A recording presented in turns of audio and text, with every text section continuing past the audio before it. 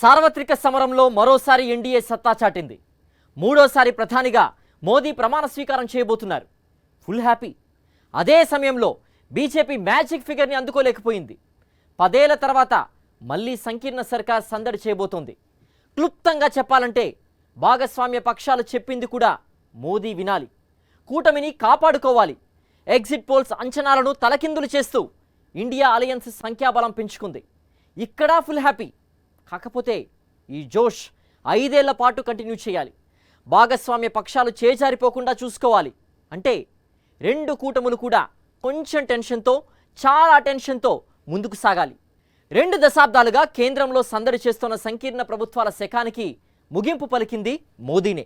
10 ఏళ్ల పాటు ఏకఛత్రాధిపత్యం చేసింది మోదీనే. ఇప్పుడు మూడోసారి మోదీ ప్రధానిగా ప్రమాణ స్వీకారం చేస్తున్న వేళ కేంద్రంలో మళ్ళీ సంకీర్ణ సందడి మొదలైంది. అందుకు కారణం ఉత్తరాదిన అనుకున్న ఫలితాల్ని బీజేపీ సాధించకపోవడమే. ఇంతకీ ఉత్తరాదిన బీజేపీకి నష్టం చేసిన అంశాలేంటి? దక్షిణాదిన కలిసొచ్చిన అంశాలేంటి? కూటమిలోని పార్టీలన్నింటినీ కాపాడుకుంటూ ముందుకు సాగే కొత్త టాస్క్ని మోదీ ఎలా హ్యాండిల్ చేయబోతున్నారు? నరేంద్ర మోదీ మూడోసారి ప్రమాణ స్వీకారం చేయడానికి సిద్ధమవుతున్నారు. ఎన్డీఏ కేంద్రంగా మూడోసారి ప్రభుత్వాన్ని ఏర్పాటు చేయబోతోంది. జవహర్లాల్ నెహ్రూ తర్వాత వరుసగా మూడో పర్యాయం ప్రధాని కాబోతోన్న నాయకుడిగా మోదీ మరో రికార్డు కూడా సృష్టించారు. కాకపోతే బీజేపీ మాత్రం మ్యాజిక్ ఫిగర్ ని అందుకోలేకపోయింది. 10 ఏళ్ల పాటు మోదీ పాలన ఏకఛత్రాధిపత్యంగానే సాగింది. 2014-2019లో బీజేపీకి సొంతంగా ప్రభుత్వాన్ని ఏర్పాటు చేసే సంఖ్యా బలం ఉండడంతో కూటమిలోని భాగస్వామ్య పార్టీలు పరిమిత పాత్రకే పరిమితమయ్యాయి. కానీ ఇప్పుడు పరిస్థితి వేరు. కూటమిలోని భాగస్వామ్య పార్టీలను కలుపుకుని మోదీ ముందుకు సాగాలి. నిజానికి కేంద్రంలో కంటిన్యూస్ గా హల్చల్ చేస్తోన్న సంకీర్ణ ప్రభుత్వ శకానికి ఫుల్ స్టాప్ పెట్టింది నరేంద్ర మోదీనే. ఇప్పుడు అదే నరేంద్ర మోదీ సంకీర్ణ ప్రభుత్వానికి సారథ్యం వహించబోతున్నారు. దశాబ్దం తర్వాత కేంద్రంలో సంకీర్ణ ప్రభుత్వం కొలువుదీరబోతోంది. ఈ టాస్క్ ని ఆయన ఎలా హ్యాండిల్ చేయబోతున్నారన్నది ఆసక్తికరంగా మారింది. మరోవైపు ఎన్నికల ఫలితాలు అటు ఇండియా కూటమికి సంతోషాన్నిచ్చాయి. గత 2 పర్యాయాలతో పోల్చితే ఇండియా కూటమి ఈసారి మెరుగైన ఫలితాలు సాధించింది. ఈసారి కూడా ఇండియా అలయన్స్ అట్టర్ ఫ్లాప్ అవుతున్న అంచనాలను తారుమారు చేస్తూ సత్తా చాటింది. అదే సమయంలో ఈ 5 ఏళ్ల పాటు భాగస్వామ్య పార్టీలను కాపాడుకుంటూ అలయన్స్ మీద ప్రజలకు మరింత హోప్ కలిగించాలి. అంటే అటు ఎన్డీఏకి ఇటు ఇండియా అలయన్స్ కి ప్రజలు కొత్త టాస్క్ ఇచ్చారు. 2 కూటములు కూడా ఎంత ఐక్యంగా ముందుకు సాగుతూ రాజకీయం చేస్తాయనేది ఆసక్తికరంగా మారింది. ఉత్తరాది మీద చాలా హోప్స్ పెట్టుకున్న బీజేపీ ఈసారి 370 స్థానాలను దాటాలని, ఎన్డీఏ 400 మార్క్ దాటాలని టార్గెట్ పెట్టుకుంది. కానీ జరిగింది మాత్రం వేరు. 250 ఎంపీలను కూడా బీజేపీ గెలుచుకోలేకపోయింది. ఉత్తరప్రదేశ్ లాంటి రాష్ట్రాల్లో నిరుద్యోగ సమస్య చాలా ఎక్కువ. అగ్నివీర్ పథకం బీజేపీకి స్ట్రాంగ్ షాక్ ఇచ్చింది. యువతలో పార్టీ మీద ఆగ్రహం పెరగడానికి ఇదొక ప్రధాన కారణమని పరిశీలకులు విశ్లేషిస్తున్నారు. అలానే మద్దతు ధరల కోసం రోడ్డెక్కిన రైతులను మోదీ సర్కార్ హ్యాండిల్ చేసిన తీరు కూడా ఫలితాలపై ప్రభావం చూపించింది. యూపీ, హర్యానా వంటి రాష్ట్రాల్లో గెలుపు అంచనాలను ఈ పరిణామాలు తలకిందులు చేశాయి. అలానే యూపీలో సమాజ్వాదీ పార్టీ బీసీ, దళిత్, అల్పసంఖ్యాకులను కలుపుకుని పోవడంలో విజయం సాధించింది. అయోధ్య రాముడి మీద బీజేపీ చాలా ఆశలు పెట్టుకుంది. కానీ అయోధ్య రామాలయం ఉన్న ఫైజాబాద్ నియోజకవర్గంలోనూ బీజేపీ విజయం సాధించలేదు. 2019లో వారణాసిలో మోదీ 4,79,000 ఓట్ల మెజారిటీతో విజయం సాధించారు. 2024లో అదే వారణాసిలో మోదీ 1,52,000 మెజారిటీతో సరిపెట్టుకోవాల్సి వచ్చింది. 2019లో యూపీలో 62 స్థానాలను గెలుచుకున్న బీజేపీ ఈసారి 33 స్థానాలకు పరిమితమైంది. అలానే రాజస్థాన్లో గత ఎన్నికల్లో 24 స్థానాలు గెలుచుకున్న బీజేపీ ఈసారి 14 స్థానాలకి పడిపోయింది. ఇక పశ్చిమ బెంగాల్లో కూడా భారీగా ఎంపీ స్థానాలను గెలుస్తామని బీజేపీ ధీమా వ్యక్తం చేసింది. 2019లో కాంగ్రెస్ కమ్యూనిస్ట్ ఓటు బ్యాంకుని ఆకర్షించడంలో విజయం సాధించిన బీజేపీ బెంగాల్లో 18 ఎంపీ స్థానాలను గెలుచుకుంది. ఈసారి బెంగాల్లో 12 స్థానాలకే పరిమితం కావాల్సి వచ్చింది. హిందీ బెల్ట్ లో అనూహ్యంగా తగ్గిన స్థానాల సంఖ్యను దక్షిణాది రాష్ట్రాలతో పాటు ఒడిశాలో సాధించిన మెరుగైన ఫలితాలతో కొంతవరకు బీజేపీ కవర్ చేయగలిగింది. నిజానికి దక్షిణాది పైన బీజేపీ భారీ ఆశలు పెట్టుకుంది. ఆ స్థాయిలో ఫలితాలు సాధించకపోయినా ఉత్తరాదిలో జరిగిన నష్టాన్ని భర్తీ చేసుకోవడంలో మాత్రం దక్షిణాదిన బీజేపీ విజయం సాధించింది. కర్ణాటకలో 17 ఎంపీ స్థానాలను బీజేపీ గెలుచుకుంది. కానీ 2019లో అక్కడ కమలనాథులు గెలుచుకున్న స్థానాలు 25. అయితే కేరళలో 1 ఎంపీ సీటుతో బోణీ కొట్టిన బీజేపీ ఏపీలో 3 ఎంపీ స్థానాలు కైవసం చేసుకుంది. తెలంగాణలో 8 ఎంపీ స్థానాలను గెలుచుకుంది. ఎన్డీఏ హ్యాట్రిక్ విజయం సాధించింది. బీజేపీ మాత్రం మ్యాజిక్ ఫిగర్ ని అందుకోవడంలో హ్యాట్రిక్ సాధించలేదు. దీంతో ఇకపై కేంద్రంలోనూ సంకీర్ణ రాజకీయాల సందడి పెరగనుంది. అటు ఎన్డీఏకి ఇటు ఇండియా అలయన్స్ కి భాగస్వామ్య పక్షాలను కాపాడుకుంటూ ముందుకు సాగడం అన్నది పెద్ద టాస్క్ గా మారింది. ఎన్డీఏలో బీజేపీ తర్వాత టీడీపీ, జేడీయూ పెద్ద పార్టీలుగా నిలిచాయి. చంద్రబాబు బీజేపీతో కలిసి ప్రయాణించడం ఇది 3వసారి. ఇక నితీష్ కుమార్ లాంటి నాయకుడిని బీజేపీ ఎలా హ్యాండిల్ చేస్తుందన్నది ఆసక్తికరంగా మారింది. ఎందుకంటే ఎన్డీఏ నుంచి మొదలు పెడితే ఇండియా అలయన్స్ దాకా 2 కూటములకు నితీష్ కుమార్ ఇచ్చిన షాక్స్ సాధారణమైనవి కావు. ఈ నేపథ్యంలో నితీష్ కుమార్ మూమెంట్స్ ఈ 5 ఏళ్లు అత్యంత ఆసక్తికరంగా మారనున్నాయి. ట్రబుల్ షూటర్, సంకీర్ణ రాజకీయాల్లో కీలక నేత, ఇలా నితీష్ కుమార్ గురించి చాలా చెప్పొచ్చు. వీటన్నింటితో పాటుగా జంప్ జిలానీ అని బిరుదు కూడా నితీష్ కుమార్ సాధించుకుందే.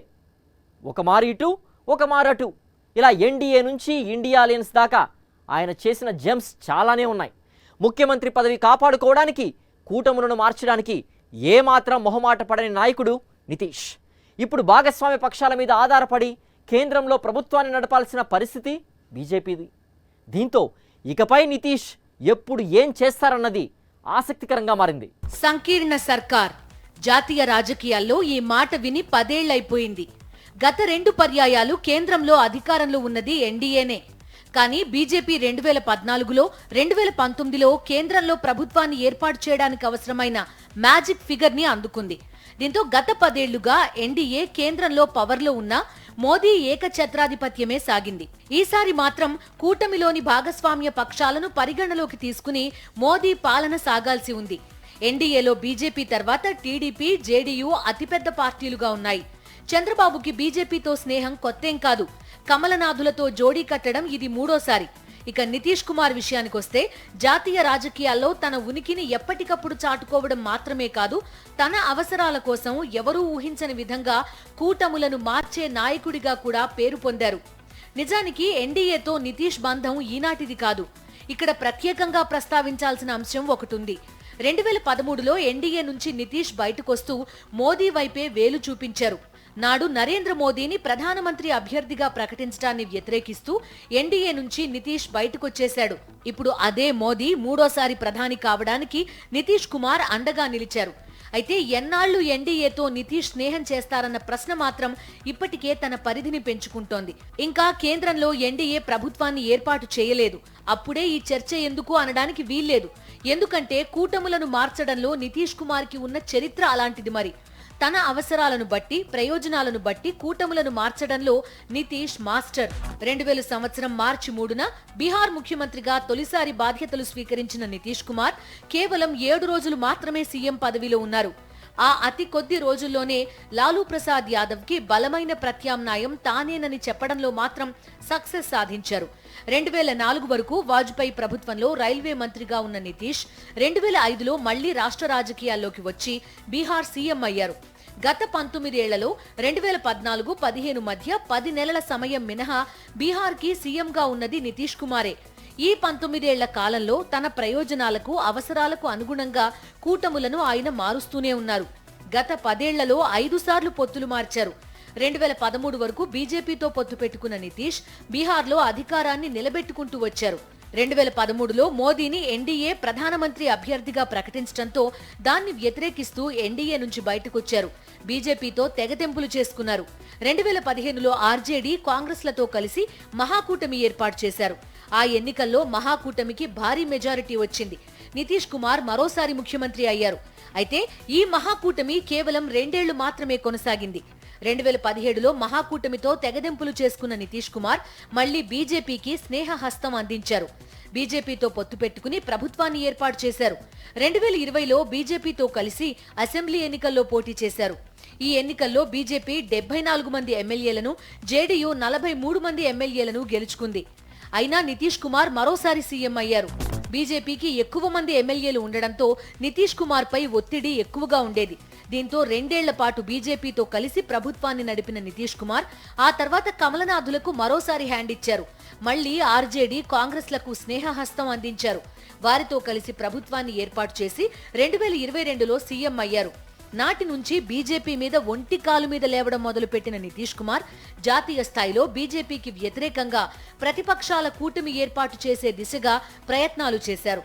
ఆ సందర్భంలోనే చావడానికైనా సిద్ధం కానీ బీజేపీతో కలవడం మాత్రం జరగదని గట్టిగా చెప్పారు. ఇండియా అలయన్స్ ని బలోపేతం చేయడం మీద కూడా దృష్టి పెట్టారు.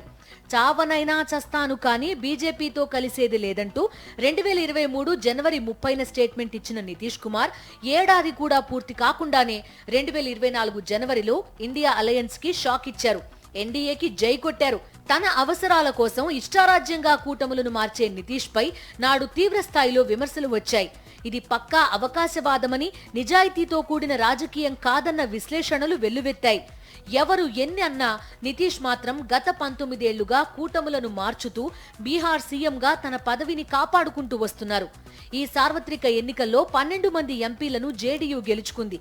ఎన్డీఏ కూటమిలో 3వ అతిపెద్ద పార్టీగా జేడీయూ అవతరించింది. దీంతో మరోసారి కేంద్ర రాజకీయాల్లో కీలక పాత్ర పోషించే ఛాన్స్ నితీష్ కి దక్కింది. నితీష్ కుమార్ చరిత్ర తెలిసిన వాళ్లంతా ఎన్డీఏలో ఆయన ఎన్నాళ్లు ఉంటారు, నితీష్ ని బీజేపీ ఎన్నాళ్లు కాపాడుకుంటుందన్న ప్రశ్నలను సంధిస్తున్నారు. బీజేపీ లక్ష్యాలుగా చెబుతున్న uniform civil code, 1 nation 1 election కి తమ మద్దతుంటుందని ప్రకటించిన జేడీయూ అగ్నిపథ్ స్కీమ్ ని సమీక్షించాలని బీజేపీని కోరింది. అగ్నిపథ్ పథకంపై ప్రజల్లో ఆగ్రహం ఉందని, అది ఎన్నికల్లో కనిపించిందని జేడీయూ చెబుతోంది. దీంతో ముందు నితీష్ కుమార్ ఎలాంటి డిమాండ్స్ ని బీజేపీ ముందు పెడతారన్న చర్చ ఒకవైపు సాగుతోంది. మరోవైపు 19 ఏళ్లుగా కంటిన్యూస్ గా బీహార్ సీఎం పదవిని అధిష్ఠిస్తూ వస్తున్న నితీష్ ఆ కోణంలో రాబోయే రోజుల్లో ఇండియా కూటమి వైపు చూడరని గ్యారంటీ ఏం లేదు కదా అన్న చర్చ కూడా అప్పుడే తన పరిధిని వేగంగా పెంచుకుంటోంది. అబ్ కీ బార్ 400 పార్. సార్వత్రిక సమరంలో ఎన్డీఏ టార్గెట్ ఇదేనంటూ బీజేపీ ఇచ్చిన నినాదం ఎన్నికల యుద్ధాన్ని మరింత రసవత్రంగా మార్చింది. అదే సమయంలో ఇటు విశ్లేషకుల నుంచి మొదలు పెడితే అటు ఎగ్జిట్ పోల్స్ వరకు అందరూ ఇండియా అలయన్స్ని చూస్తూ పెదవి విరిచారు. ఈసారి ఇండియా కూటమికి మరింత పతనం తప్పదని తేల్చేశారు. అందరి అంచనాలను మించి ఇండియా అలయన్స్ మెరిసింది. అధికారాన్ని అందుకునే స్థాయిలో పెర్ఫార్మెన్స్ ఇవ్వలేదు, కానీ రేపటి మీద ఆశలను సజీవంగా ఉంచింది. 5 ఏళ్ల పాటు తమ కూటమి కేంద్రంగా ఇలానే పాజిటివ్ వైబ్రేషన్స్ని కంటిన్యూ చేయడంలో భాగస్వామ్య పార్టీలు సక్సెస్ అవుతాయా? ఈ టాస్క్ని ఇండియా అలయన్స్ ఎలా హ్యాండిల్ చేయబోతోంది? ఎన్డీఏ కూటమి 400 మార్క్ దాటేస్తామని ధీమాగా చెబుతోన్న వేళ ఇండియా కూటమి ఈసారి కూడా అతి తక్కువ సీట్లకే పరిమితమవుతుందన్న భావన బానే వ్యక్తమైంది. కానీ కౌంటింగ్ సాగుతోన్న కొద్దీ పరిస్థితి మారిపోయింది. ఎన్డీఏ కూటమి 300 మార్కుని కూడా అందుకోలేదు. అదే సమయంలో ఇండియా కూటమి 232 స్థానాలు దక్కించుకుని రాజకీయ పరిశీలకులను సైతం ఆశ్చర్యపరిచింది. అయితే తమ కేంద్రంగా ఏర్పడిన పాజిటివ్ వైబ్రేషన్ ని ఈ 5 ఏళ్ల పాటు కొనసాగిస్తూ దేశ ప్రజలకు తమపై మరింత భరోసా పెంచే దిశగా ఇండియా అలయన్స్ లోని భాగస్వామ్య పక్షాలు వ్యవహరించాల్సి ఉంది. అదే సమయంలో అటు కాంగ్రెస్ నుంచి మొదలు పెడితే సమాజ్వాదీ పార్టీ, తృణమూల్ కాంగ్రెస్ ఇలా తమదే కూటమిపై ఆధిపత్యం ఉండాలని ప్రయత్నించే పార్టీలు ఇండియా అలయన్స్ లో చాలానే ఉన్నాయి. ఎన్నికలకు ముందు వరకు కేజ్రీవాల్ కూడా ఇదే రీతిలో వ్యవహరించారు. సార్వత్రిక ఎన్నికలకు 3 నెలల ముందు వరకు కూడా ఇండియా అలయన్స్ లో కాంగ్రెస్ కి, ప్రాంతీయ పార్టీలకి మధ్య అనేక వార్ ఎపిసోడ్స్ నడుస్తూ వచ్చాయి. కూటమిలో భాగస్వామ్య పార్టీలు బలంగా ఉన్న రాష్ట్రాల్లో కూడా మెజార్టీ ఎంపీ స్థానాలు కాంగ్రెస్ డిమాండ్ చేయడంతో భాగస్వామ్య పార్టీలు చాలాసార్లు ఆగ్రహం వ్యక్తం చేశాయి. అయినా కాంగ్రెస్ వెనక్కి తగ్గేది లేదనడంతో ఆగ్రహానికి గురైన మమతా బెనర్జీ బెంగాల్లో కాంగ్రెస్ కి 2 సీట్లు మాత్రమే ఇస్తామని ప్రతిపాదించింది. మరిన్ని సీట్లకి కాంగ్రెస్ ప్రయత్నించినా మమత మాత్రం ససేమిరా అంది. చివరకు కాంగ్రెస్, తృణమూల్ కాంగ్రెస్ విడివిడిగానే బెంగాల్లో పోటీ చేశాయి. తృణమూల్ కాంగ్రెస్ 29 స్థానాల్లో విజయం సాధించింది. ఆమ్ ఆద్మీ కూడా ఒంటరిగానే పోటీ చేస్తామని ఒకానొక దశలో కాంగ్రెస్ ని హెచ్చరించింది. ఈ నేపథ్యంలోనే నితీష్ కుమార్ కూటమి నుంచి బయటకు వెళ్లకుండా కాపాడుకోవడంలో భాగస్వామ్య పక్షాలు విఫలమయ్యాయి. ఇదంతా ఎన్నికలకు ముందు సంగతి. సార్వత్రిక సమరంలో కూటమిలోని సమాజ్వాదీ పార్టీ, తృణమూల్తో పాటుగా డీఎంకే భారీ సంఖ్యలో ఎంపీలను గెలుచుకున్నాయి. ఇటు కాంగ్రెస్ కూడా 99 మంది ఎంపీలను గెలుచుకుంది. దీంతో రాబోయే రోజుల్లో కూటమిలో భాగస్వామ్య పక్షాల మధ్య అనేక కోణాల్లో ఆధిపత్య పోరు తలెత్తే సమస్య ఉందని, ఆ పరిస్థితి రాకుండా చూసుకుంటూ ఈ పాజిటివ్ వైబ్రేషన్స్ ని మరింత పెంచుకోవడం పెద్ద టాస్కే అంటున్నారు పరిశీలకులు. మరోవైపు ఢిల్లీ ఎయిర్పోర్ట్ లో చంద్రబాబుని కలిశారు స్టాలిన్. ఆ తర్వాత దక్షిణాది రాష్ట్రాలకు అన్యాయం జరుగుతోందన్న అంశాన్ని స్టాలిన్ తెరపైకి తెచ్చారు. డీఎంకే 22 ఎంపీ స్థానాలను గెలుచుకుంది. దీంతో రాబోయే రోజుల్లో స్టాలిన్ ఎలాంటి ఆలోచన చేస్తారన్న చర్చ కూడా తన పరిధిని వేగంగా పెంచుకుంటోంది. నిజానికి డీఎంకే కనుక ఎన్డీఏ కూటమిలో ఉంటే బీజేపీ తర్వాత అదే రెండో పెద్ద పార్టీ అవుతుంది. నిజానికి ఫలితాలు వెల్లడైన వెంటనే ఎన్డీఏ నుంచి ఎవరైనా మా కూటమిలోకి రావచ్చు అన్న సంకేతాలు పంపింది కాంగ్రెస్. ఆ ప్రయత్నాలు కూడా చేసింది. అలాంటప్పుడు ఇండియా కూటమిలో బలమైన పార్టీలుగా ఉన్న సమాజ్వాదీ పార్టీ, డీఎంకే రాబోయే రోజుల్లో ఎన్డీఏ వైపు చూడవన్న గ్యారంటీ ఏంటన్న ప్రశ్న కూడా వినిపిస్తోంది. ఈ నేపథ్యంలో భాగస్వామ్య పక్షాలను కాపాడుకోవడం కాంగ్రెస్ కి కూడా పెద్ద టాస్కే. అటు ఎన్డీఏ కానీ ఇటు ఇండియా అలయన్స్ కానీ ఈ 5 ఏళ్లు తమ కూటముల నుంచి ఎవరూ జారిపోకుండా చూసుకోవడంలో ఎవరు విజయం సాధిస్తారు అన్నది దేశవ్యాప్తంగా చర్చనీయాంశంగా మారింది.